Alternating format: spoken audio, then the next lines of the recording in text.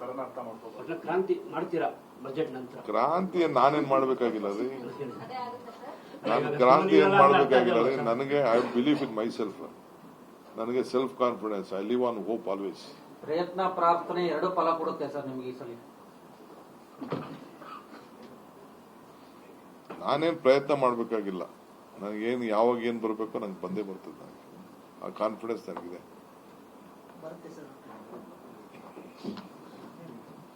ಸದ್ಯದಲ್ಲೇ ನಿಮ್ಮನ್ನು ಭೇಟಿ ಮಾಡ್ತೀನಲ್ಲ. ಸರ್ ನೀವು ಈ ಪಕ್ಷದ ಕಾರ್ಯಕರ್ತರು ಮುಖಂಡರ ಬಗ್ಗೆ ತುಂಬಾ ಮಾತಾಡ್ತೀರಿ. ಅಂದ್ರೆ ಅವರ ಶ್ರಮದಿಂದಲೇ ನಾವು ಅಧಿಕಾರಕ್ಕೆ ಬಂದಿದ್ದೀವಿ ಅಂತ.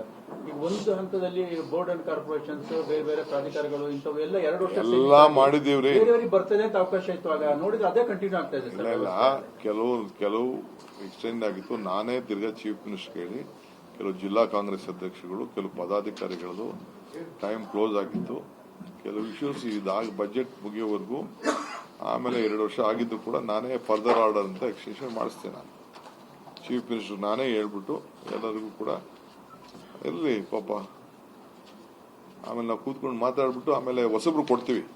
ಇನ್ನು ಕೆಲವ್ರಿಗೆಲ್ಲ ಕೊಡ್ಲೇಬೇಕು, ಕೆಲವು ಆಫೀಸ್ ಬೇರೆಸ್ಗೆ ಆದೇಶ ಮುಂದುವರಿಸ್ತಾ ಇದೀವಿ ಅಂತ ಹೇಳಿ ಅದೇ ಆಗ್ತದೆ. 2 ವರ್ಷದ ನಂತರನೂ ಅದೇ ಆಗ್ತದೆ. ಕೊಡ್ತೀವಿ, ಏನ್ ಮಾಡ್ತೀವಿ. ಫರ್ದರ್ ಆರ್ಡರ್ 3 ವರ್ಷ ಅಂತನಾ ಹಿಂಗಂತ ಅದಕ್ಕೆಲ್ಲ ತೀರ್ಮಾನ ಮಾಡ್ತೀವಿ. Thank you.